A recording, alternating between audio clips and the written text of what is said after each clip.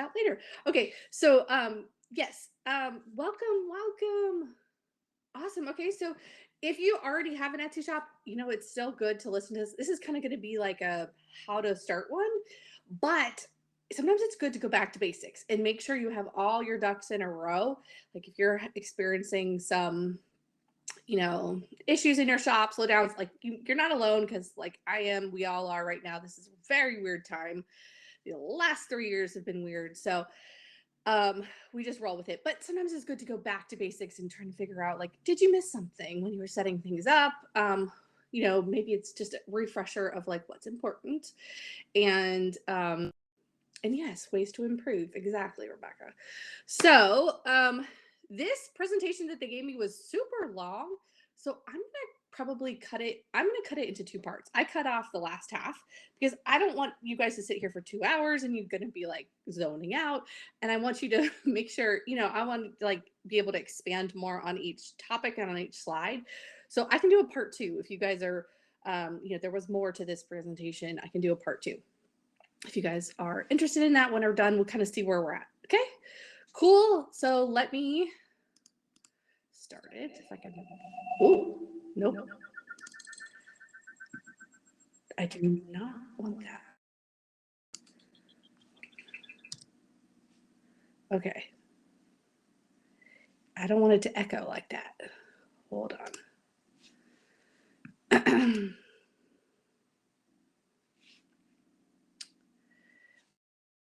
want you to do this. Hold up. I need to make sure it shares the right screen. Oh boy. My son has been on my computer. Okay, let's see here. Nope, let's see. Here. Aha. Yes.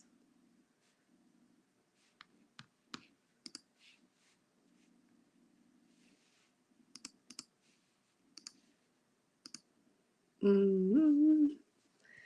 All right. I'm trying to figure out how to get it on the right screen at the right time.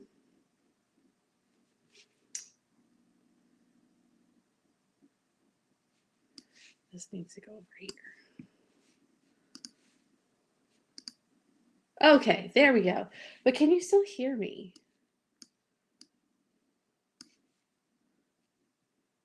Okay. Because I like turned off my sound here because it was like echoing. And I just wanted to make sure I was doing that right. Okay. Oh, you're from Virginia too? I'm from Virginia. All right. Okay, so this is getting started on Etsy. And again, if you don't know me yet, I'm Lauren Kilgore. If you want to check out my Etsy shop, make it bigger. Let's see, hold on. It's full screen here. I don't know why the image on it's like in the Etsy program there. It's not, for some reason, I don't know why it's because it's full screen on my screen. I don't know why. I don't think I can make it bigger. But yeah, I am Lauren Kilgore, and my Etsy shop is Beautiful Mesh. You can go check it out on Etsy. Obviously, you know how to search for shops on Etsy. I also teach sellers at Handmade Sellers University. Is another just a subset of my business that I use to teach other sellers how to get better on Etsy, how to start an Etsy shop, all those things. So I'm here to teach you with some slides straight from the source, straight from Etsy to help you out. If you ever want to get in touch with me, my website is my name. So you can see my name, laurenkilgore.com. You can always find me there. Okay, so here's where we're going to start. Why would you get on Etsy if you haven't gotten on Etsy yet? Obviously, it's the global marketplace for unique and creative goods. It's the place that people think of when they think of handmade goods and unique products. So that's, they're doing a whole lot more marketing lately, a whole lot more commercials and advertising and things like that. So that people really, it drives home that that point that this is definitely the place where if you want to go for handmade. It is, I know maybe I'm biased, but for me, it's the best place to start. If you are, don't have an online presence. You don't have to have a website. You don't have to have a following. You don't have to have all those things. Like, you can get started on Etsy for 20 cents, to very first listing fee, and get going, and everything's already set up for you. Like, you don't, the barrier to entry is really low. So that's why I love it. The amount of buyers on Etsy is increasing. Last check that I looked, it was like 90 million buyers. So there's a lot of buyers on Etsy. They've got that built-in audience. So like, you don't have to worry about driving your own traffic. You can, they have buyers that come to Etsy all the time because they know that it is, the platform to go to. You can set up your shop quickly, affordably, literally in like an hour. All you need is like your bank account info, a picture of your very first item, and like your credit card to, put on file. That's all you need. You really don't need hardly anything to get started. So your fees on Etsy, if you don't know yet, it is 20 cents listing fee to have an item that's stays up listed for 4 months. So for an entire year, it would cost you 20, 40, 60 cents to have an item listed. So that's why I don't take anything down. I really leave everything up in my shop, because here's the reasons why I leave things up in my shop. One, it gives you a portfolio of items. So, even if somebody's not searching or, shopping for this season specifically, or this, this category specifically, it gives them more of a range of what you can do. So that's helpful. It also adds more listings to your shop. So when they come to your shop, it doesn't look like super bare, with only a few items in there. And, just having that, having a full shop just looks a lot better, more professional. So I always leave things up, and it doesn't cost that much to do that. Your fees are 6.5% transaction fees on the entire amount, item plus shipping. And you have a payment processing fee. Everywhere you sell is going to have some kind of payment processing fee, which is obviously to process the credit card. So whether you send them a PayPal invoice, a Square invoice, a Shopify, whatever, you're going to have to pay like some kind of payment processing fee. So that's pretty much in line with everything. And if you want to participate in offsite ads, as a new seller, you aren't required to. Once you hit $10,000 in sales, you do have to. But it's where Etsy will advertise your products on a bunch of external sites like Google, Facebook, Pinterest. And, I like it because they obviously have better marketing experts, advertising experts than me. They know exactly who to target, which items to put in front of who and on which platforms. And you don't pay unless the item actually sells. So it's really no risk. But that's something down the line if you want to think about adding to your shop. So there's a couple of Etsy apps that you'll want to download. Most of the setup can be done. No, you're not required to do it. You're required to do it you're required to do offsite ads if you have made $10,000 in revenue over the last 12 months. Up until that point, you don't have to. So it's up to you. You'll want to download the Sell on Etsy app. They have a brand new app. It has a blue icon. The old one was a white background with orange lettering, but they're both in use right now. They're transferring everything over to the blue one, but you'll want to download that because eventually you'll be able to manage almost everything on your phone, and you won't have to worry about having to get to a computer or whatever. A lot of stuff has to be, setup wise needs to be done on a computer. But after that, I manage pretty much everything straight from my phone. Let's see. You can customize your shop. You can integrate with other platforms. Like if you have shipping platforms like ShipStation, Pirate Ship, Parcel Path, those integrate with Etsy. If you use like a keyword tool or something, like you can integrate those things. Can you add what at the beginning of Etsy shop? Let me know what you meant. Can you add what? So when you're building your shop, you kind of need to, like, when it comes to down to branding and setting up your shop, you want to make sure you're keeping in mind, like, who's your target audience.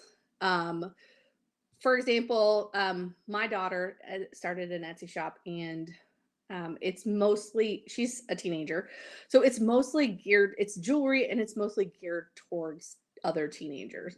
So when we thought of the branding and her imagery for her banner and all of the ways that we styled her photos and stuff like that, we kept that in mind, because knowing that it's going to be teenagers that are, going to be the ones that are shopping.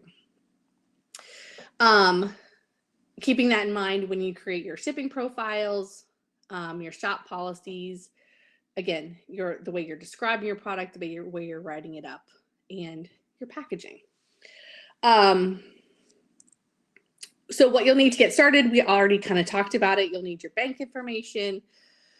You'll have to set up at least one item in order to open your shop fully. So like when you go to Etsy.com and you open your shop, you'll have to go through the steps of like adding in your personal information and your bank info, blah, blah, blah, tax info.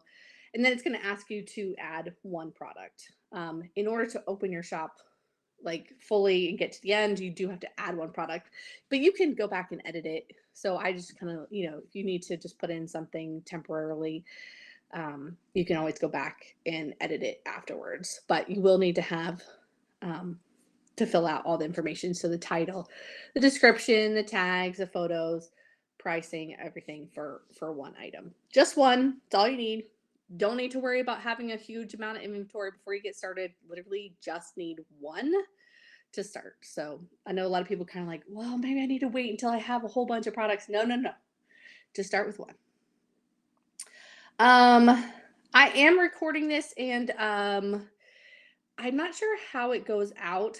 I'll be able to at the end of this presentation, I do have a link that you can join my email list, so that and I can send it out through my email list. I'm not sure how Etsy has the recordings, how they store them, but I will have it for sure. So shop name.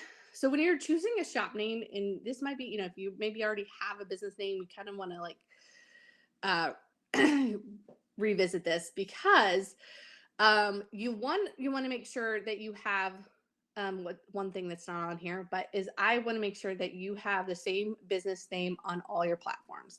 All your social media and Etsy is the same. I don't want you to have a different Etsy shop name than you have social media. Social media is going to be so crucial to marketing your shop. And if they're different, it's going to be very confusing for people to find you. It is hard enough for people to remember one name. If they've got to remember two just to find you, you're asking a lot. So the other thing is, you also want to make sure that it's memorable and it doesn't have a whole lot of weird characters in it. So we're not going to put Z's instead of S's. We're not going to put a 4 instead of FOR, numbers, you know what I mean? Like, if you think about it this way, your shop name needs to be something that people can remember. It needs to be something they can understand and spell easily. So imagine you are at like a busy, you're at a busy party or something, and somebody across the room asks you, "Hey, Lauren, what's your shop name again?" And you need to yell it to them across the room. If you have to go, my name is Lauren, but you spell it with the, it's 2 L's, and then instead of an N, it's the, if you have to describe it and say all these little, but it's this, but it's that, and then you spell it like this, you've lost them.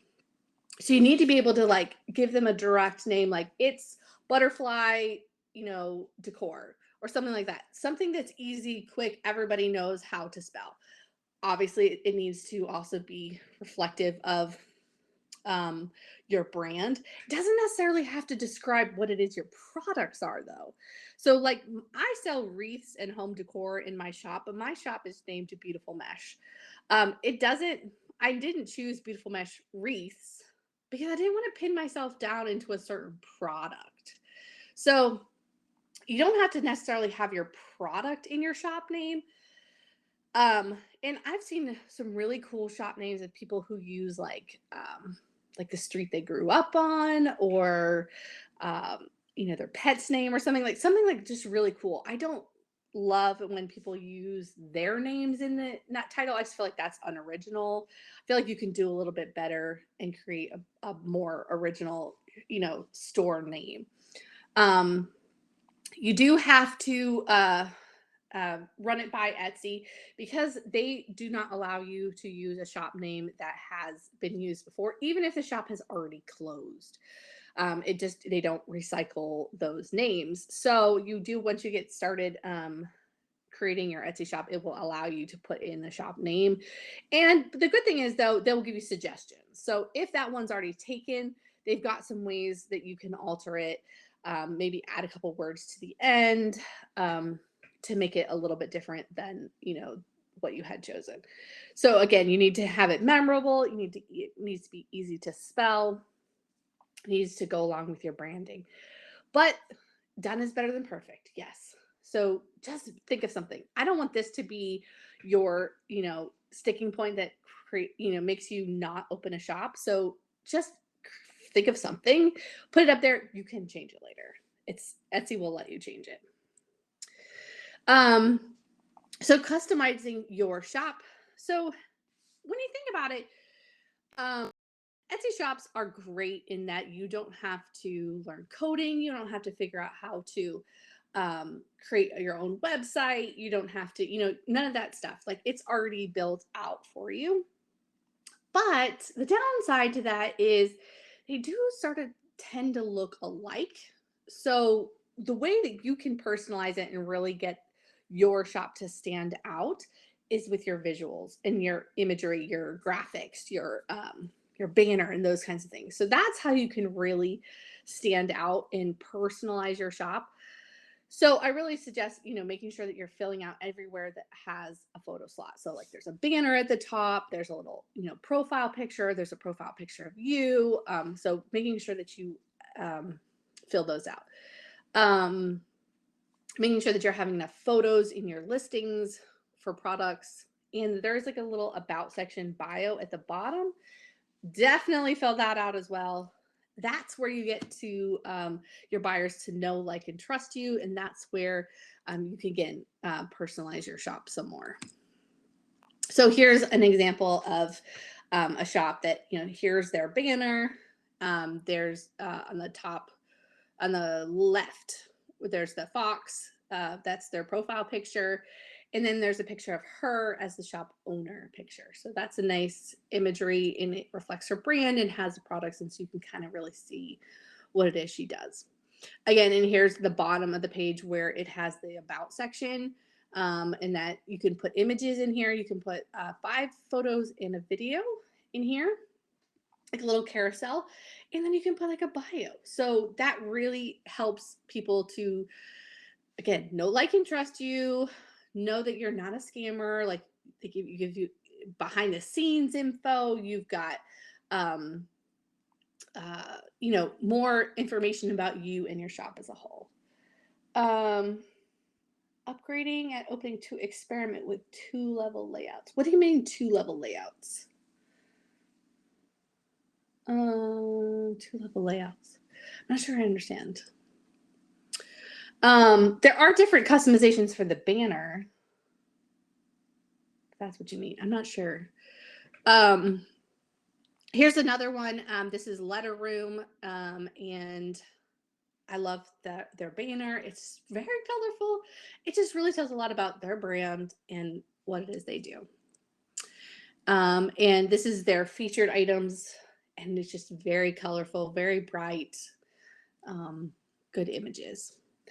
So it was on the slides. Upgrading with 2-level layouts. I don't see that. Oh, that I don't know, because I haven't seen that. I don't know what they're talking about. Next level layouts. I don't know. I haven't seen it in my shop yet. Okay, so talking about search on Etsy, Um, there's a couple things that you obviously want to make sure that you are paying attention to. And the top one is keywords. You've probably heard like SEO, SEO. Like, what the heck is SEO? Um, it's search engine optimization. And that just means basically like how to have your shop set up so that people find it. How to engineer your photos, your keywords, the things that you type there, the way that you set up your shop so that it gets the maximum amount of visibility. And obviously keywords are at the top of that. There's two ways, obviously, that you can be found in Etsy search or in Google search. A lot of people still just go to Google, type in keywords, and now your items could come up in images at the top of Google. Etsy looks at a couple of things when it's trying to figure out like where to put your item and how to categorize it. One is your title and tags. They are going to check for, how relevant is the keywords that you have in your listing to what the buyer is searching for. Do they match? If they match exactly, it's an even better result for you. You can get up higher in the search results. They're going to look at the attributes and the categories that you picked for your item. So every item is going to have a different category, and every category has a different set of attributes, which could be things like color, size. Those are probably the most common. Color, size, personalization kind of things, ways that flower type, season, things like that. So they're going to look at those attributes and categories, and those act like tags in your shop.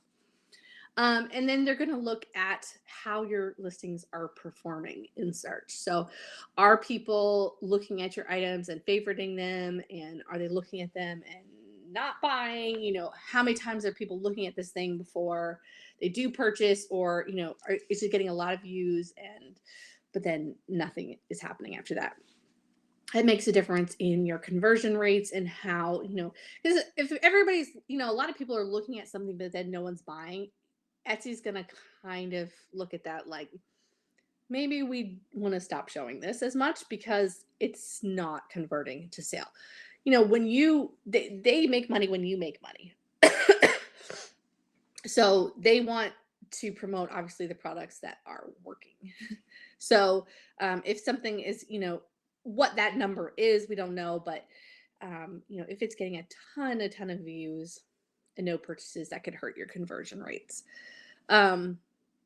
Obviously, the language that you set up in your shop can make a difference in where and your location and who sees your items. And don't worry about misspelling. You definitely don't want to purposely misspell things. You don't want to translate things into another language. Just put your items into the language that you speak, and then Etsy will be able to translate them. Don't worry about putting different spellings of items or plurals or stuff. Like, Etsy can figure that out. And as long as you just have the keywords in there, they can they'll be able to add the plural and things like that. They can translate it. As far as photos, those don't directly impact whether you get seen more or not. The way I think of it on Etsy is there's two things that you really need to think about: the algorithm and the customer. And those, you will always flip-flop between the two of them. And sometimes it'll be both that you'll need to pay attention to. Photography is one where it's really more of a customer experience thing. So Etsy's algorithm doesn't really care how many photos you have. You just have to have one. But a customer is going to care. They have enough of photos to look through so that they can tell what this product is. So make sure that you're using as many of those photos as possible, that you're using the video option if possible. That's going to help your conversion rates really just from a customer experience side. And then having good reviews, completing all those things in your shop. Like I said, the bio, completing your policies, having good shipping costs, all those can help your placement and search. So make sure you're using a title that is easy to understand and includes keywords that buyers would use to search for your item. So this isn't just a straight description of your item. It's definitely not a title like a work of art. If you sell artwork, this would not be like the blue period, because no buyer is going to know that that's what you titled it. If you went into an art gallery and you saw the titles of paintings, like, they're hard, that's obviously something between, the artist and the piece. Buyers have no idea what you've titled it. So you need to be able to use keywords of that buyers would search for, like wall art versus titling it like a work of art. Use your most influential phrases at the front of the title, because titles get cut off in search, especially on mobile, which is where most people are searching nowadays. You're gonna see that title cut off, so you definitely need to have the best phrases up at the top. And when they say phrases, they really do mean phrases. So hold on, I need water. So the best way to write your title is not like a whole bunch of keywords strung together, but think of a bunch of keywords and then try to create short phrases, not really full sentences, but phrases using those keywords so that they're a little bit easier to read.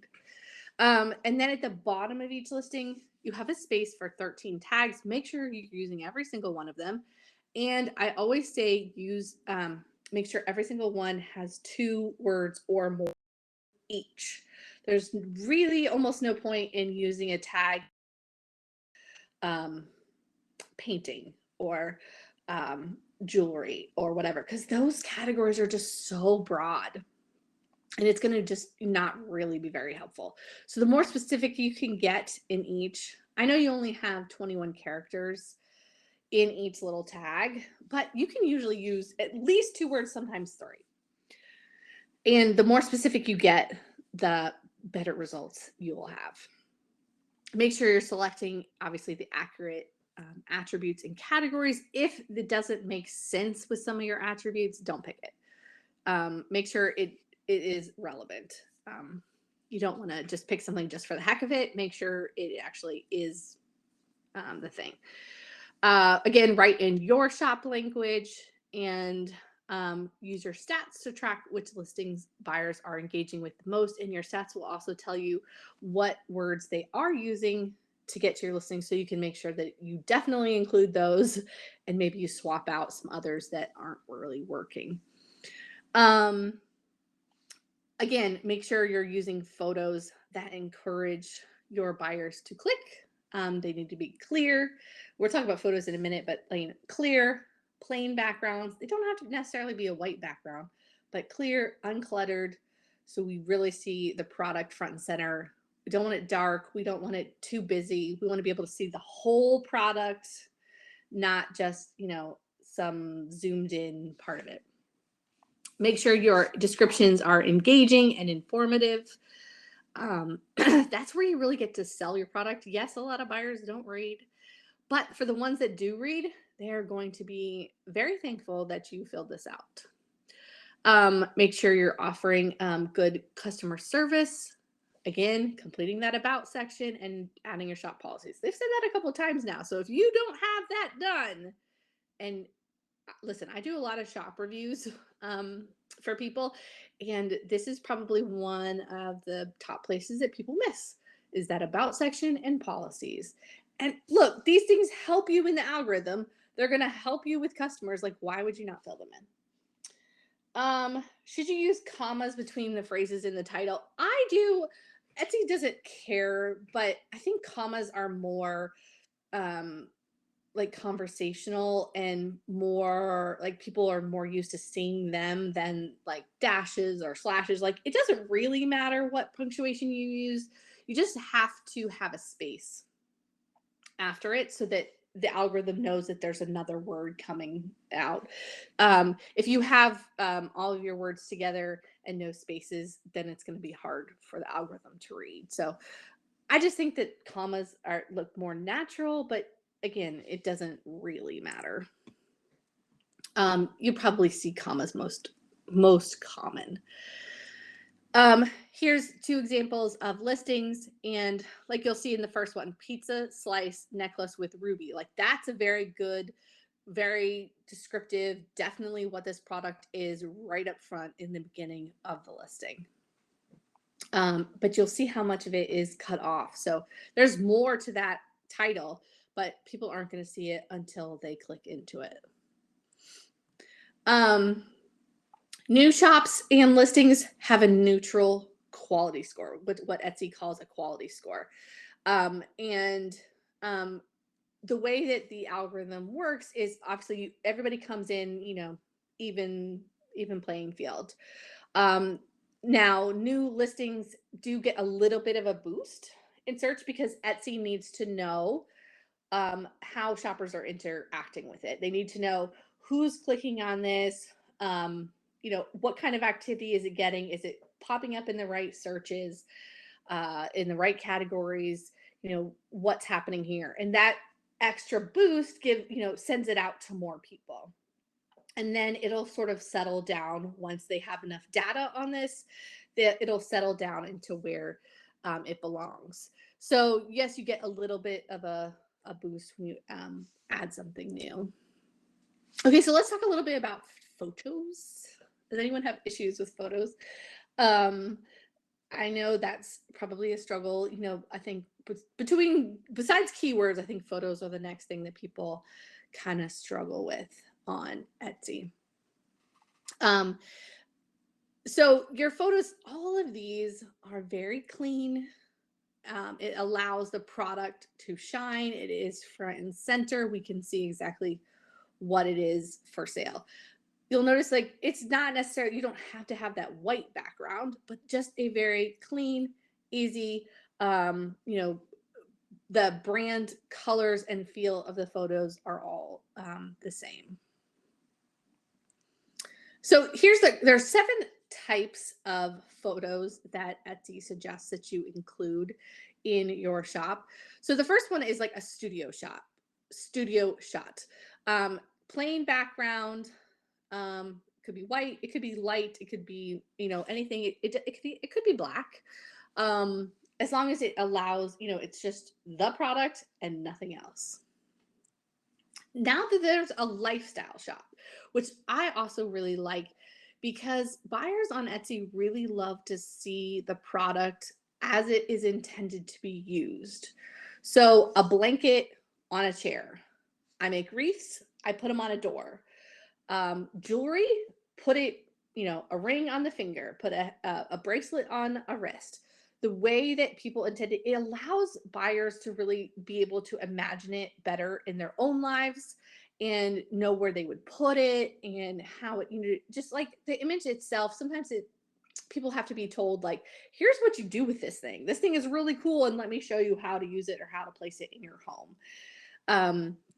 So definitely include a lifestyle shot. So again, like bracelets on the wrist. This is also a good idea for a scale shot. So, if you have, like for example, even with me and wreaths, I like placing them on the door so people can see like how it's going to fit on an exterior door. I don't put it on a wall or on a door inside my house because the size is going to be off.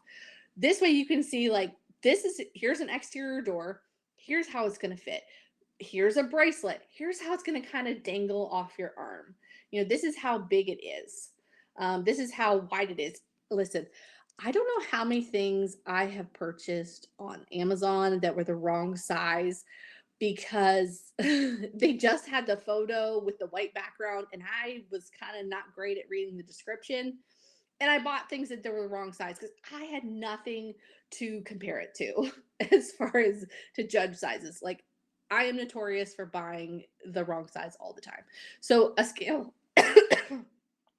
shot is helpful. A lifestyle shot for printable items. Depends on what they are, but a mock-up of what it is usually what I see on Etsy. It's usually more of a graphic text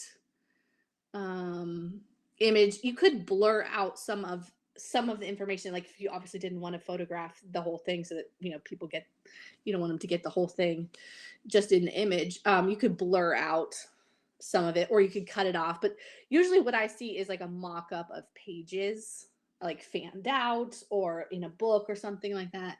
That is usually what I see for printable things. Yeah, you can use mock-ups. Detail shot. So obviously you're going to want to have a close-up. If you're selling digital products, this maybe is not something you would need, but if you're selling a handmade item, you're going to want to have some close-up shots of some of the details of your product so people can really see that. In pictures it's hard to see. So if you've got really detailed items, or really think parts of your piece that you want to highlight, make sure that you're getting some zoomed in photos of that. A group shot, if you sell smaller items, can be kind of cool. Grouping all your items together and showing them in one big pile is also is kind of a fun shot idea. Even if you sell these beads by the piece or whatever, showing them all together is fun. It doesn't work for everything, because again, like I make wreaths and they're one of a kind. I'm not going to show you a big pile of wreaths. So some of these things won't work, depending on the product that you have, but it's just an idea. A packaging shot is also really cool, especially at the holidays, I think, so that people, maybe they want to know like how you're gift wrapping it, how it would be presented. A lot of things that people buy on Etsy, they buy for somebody else as a gift. So showing them how it's going to be packaged and how like the recipient would receive it.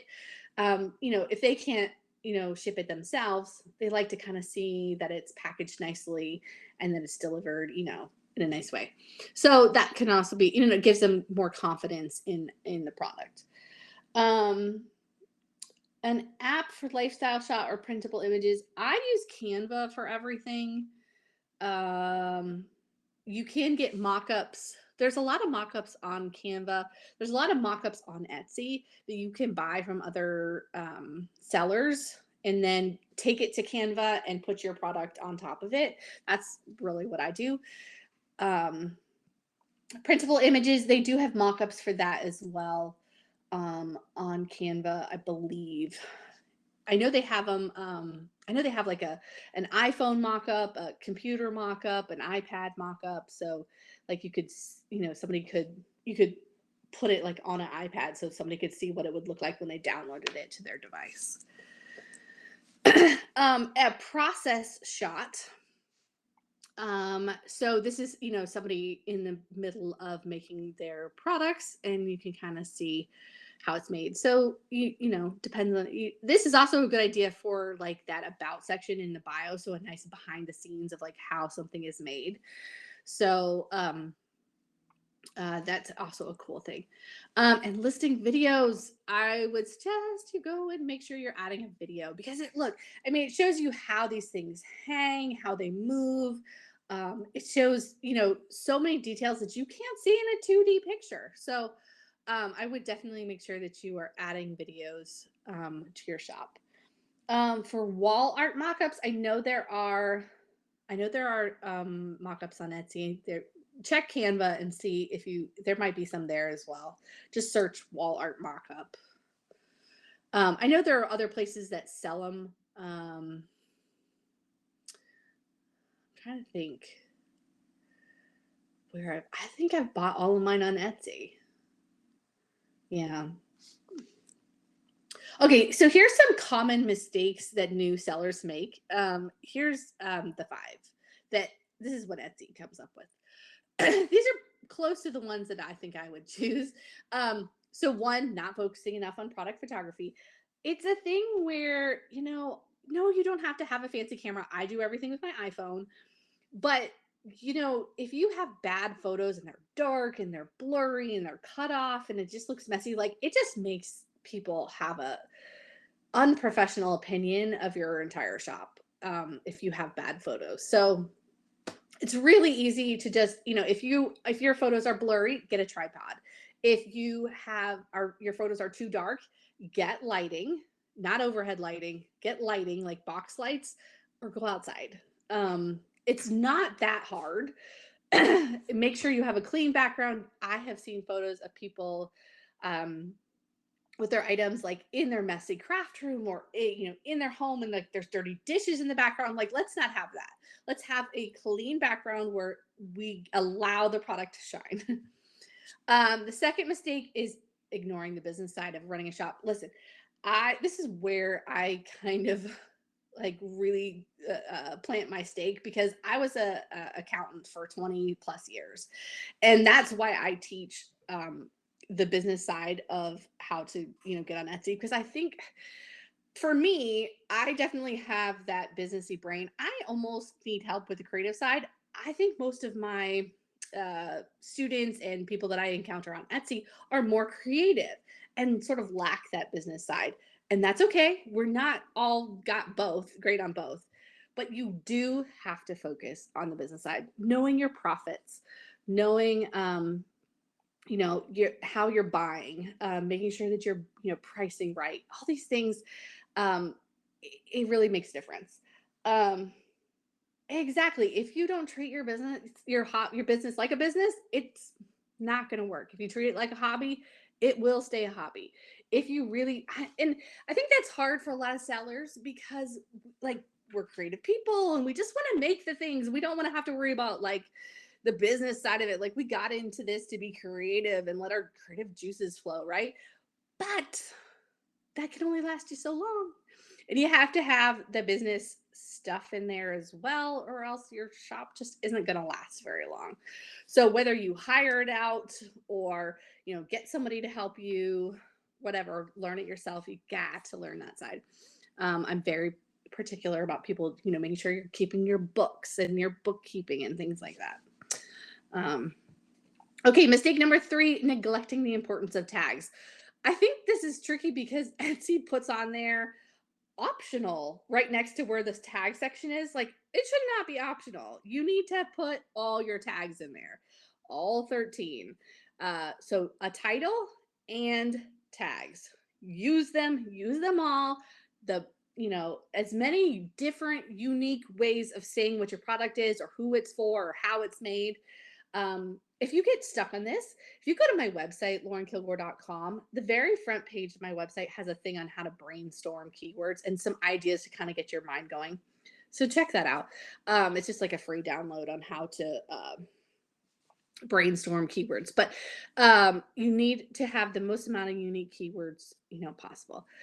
Mistake number 4, not getting the word out. Definitely social media is one of my top focuses, besides my Etsy shop, is making sure that I'm marketing, that I am getting, people don't know. Yes, Etsy has those shoppers built in, but you can drive some of your own traffic and, let people know about your business. Start getting the word out about it. And mistake number 5, giving up too quickly. Definitely. It takes time. Just because you listed something does not mean it's going to sell tomorrow. Just because it's on Etsy does not mean it's going to sell at all. You definitely have to do the work. You have to, dive into the keywords, the photos, all of the pricing, everything, to figure out what's going on. And so if you give up too quickly, the ones that succeed are obviously the ones that never quit. This sounds dumb, like duh, but yeah, you won't fail if you keep learning and you keep focusing on it. So if you want to stay in the loop again for Etsy trainings like this, follow the Etsy Success page. It's on Instagram and Facebook. There's the Etsy Success podcast. There's the forums. There's things like that. But also this page. This is the events page. So etsyu.etsy.com. And again, if you want like a part 2 to this, where we talk more about like finances and social media and stuff like that, we can do a part 2. I can get that scheduled. So if you check that event page for updates, they will have the next event coming up. And if you want updates from me, here's a QR code, so you can just hold your camera up to this QR code. I will be doing a paid workshop next year. This doesn't, and it, this doesn't like get you like you're not locked in or anything. But if you want to get on my email list, and if you want to like learn more about this workshop, it's just a little workshop, very inexpensive, that we're doing next year in January. Really like fully like opening your shop start to finish with me on live. You can scan this QR. This will get you onto my email list to get more information. But again, also, if you go to laurenkilgore.com, and the very front page, like I said, there's that brainstorming keywords worksheet that also gets you on my email list. Does anyone have any other questions before I go? I mean, I know I've talked for like 45 minutes. I can just talk for hours about Etsy. But if you have questions, definitely ask them. I'll stay on for a couple minutes. If you have other questions you can think of later and you want to email me, my email is beautifulmeshwreaths@gmail.com. You can also find my contact info on my website again. And if you want to follow me on social media, Beautiful Mesh is my Facebook page. Beautiful Mesh is my TikTok. Those are the top two places that I have tips on Etsy stuff. So, and yeah, I can share this. If you get on my email list, I can definitely share this presentation with you. I should have the recording from it. Do you think it's worth upgrading so you can have different shop layouts? Like to the Etsy Plus, is that what you mean? So the Etsy Plus subscription is $10 a month, but you get Etsy advertising credits and you get listing credits. If you're not advertising regularly and you're not listing regularly to use those credits, I'm not sure if I would upgrade. I mean, hopefully Etsy's not listening to me right now. I mean, the customization options are cool, but I think what's even cooler is the listing credits and the advertising credits. So if you can use those, it makes your $10 actually feel more like $2 because you're getting those credits in there. And then I would do it. If you're not taking advantage of those, $10 is a lot to spend just for extra customization. It doesn't, give you any better algorithm results. So it's really just customization, which I don't know if that's that big of a deal. So, you are welcome. Let's see. Hold on. If I sell something in Canada, yeah. So Cecilia, buyers will see the currency converted to their own currency. So you put in whatever currency where you live, and if you ship to another country, they'll see it in their currency and they'll be able to buy it, and it'll convert for them. They already they do it for you. You don't have to worry about that.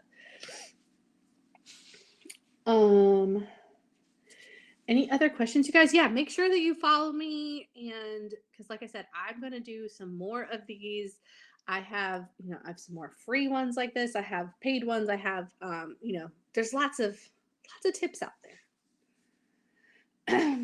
How much does not offering free shipping affect our listing rank? It's a good question. So shipping costs are one way that Etsy ranks your listing, not item cost, shipping cost. So if your shipping cost is the same as or less than the competitors that come up in the same search results as you, then you would rank, pretty well. Obviously, there's other factors into how you rank, but that's one of them. If your shipping costs are astronomical and they're crazy, super expensive compared to everybody else in your category, that could make you rank lower on the list. So it doesn't necessarily have to be free shipping, but it definitely needs to be competitive. So it is one of those things I do have a short shipping course on my website where you can learn all about how shipping works on Etsy, different platforms to use, different printers. Hey, what printers should I use? How do I connect it? How does Etsy calculate things? Do I have to do free shipping? So all these things, it's just a short little mini course on my website. Um, but yeah, you don't necessarily have to do free shipping, but definitely be competitive. Can we have a handle on Etsy? It's your shop name.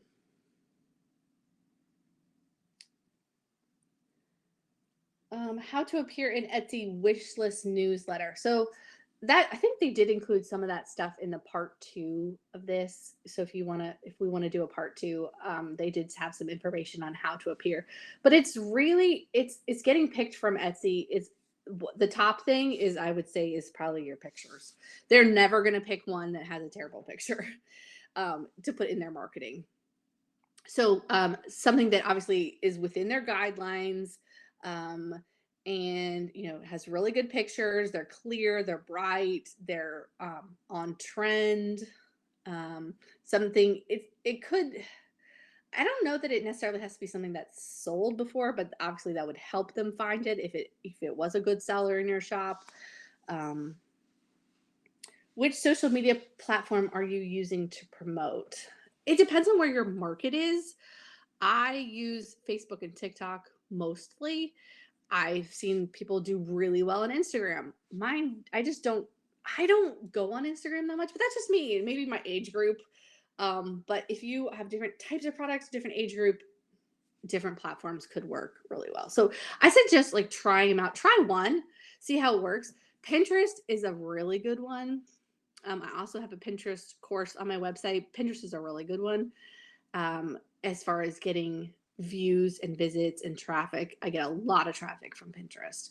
But obviously, I'm not engaging there. I'm just, putting my products on there. As far as engaging, probably Facebook and TikTok but TikTok I use more for education and not as much as my products, but I definitely see other crafters on there using, it for products. So what listing photo dimensions? Um, you can do, I think the last one I did was like 3,000 by 3,000 or something. There are, if you Google or you look in the Etsy help, they have the dimensions that they suggest. I've never actually paid attention to it because everything I upload from my iPhone seems fine. If I'm going into Canva, I usually do like a 3,000 by 3,000 and square, and it's fine.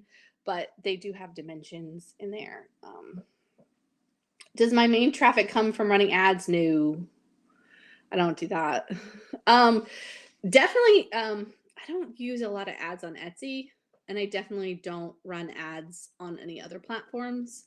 I do run a little bit on Etsy because I have like that ad credit from Etsy Plus, and just to test it out, and just because like I'm an Etsy geek, so I always got to be like in all the areas, and I'm testing things out and whatever. But no, most of my traffic does not come that way. There's some people that is their strategy, and that's fine. But that's not mine. My main traffic is coming from Pinterest and Facebook. It flip flops between like what it used to be. Pinterest used to be like a number one.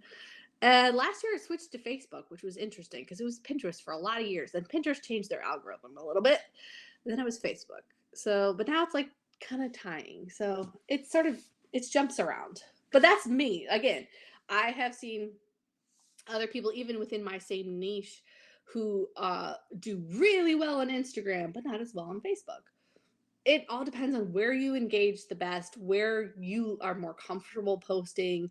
But definitely, no matter whether it's, um, Facebook, Instagram, or TikTok, use Pinterest.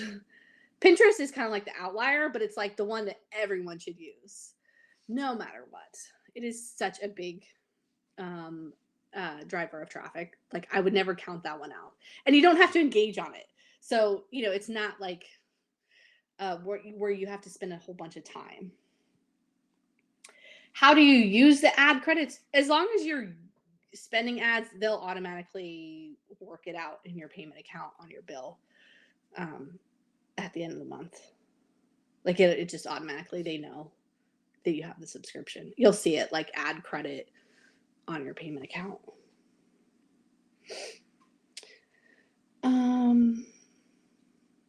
Anything else, guys?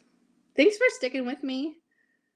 I know this was a lot of information in an hour. Now, like I said, I cut off half this presentation because it was twice as long, and ain't nobody want to sit here that long and listen. That's a lot, and that's a lot. So, well, thank you again. Check that Etsy event page for upcoming events by me and by other Etsy Instructors. Make sure you're get on my email list or my social media, and I will be putting out when I'm doing another one, because there's lots more to learn. So thanks, you guys, and I will see you soon.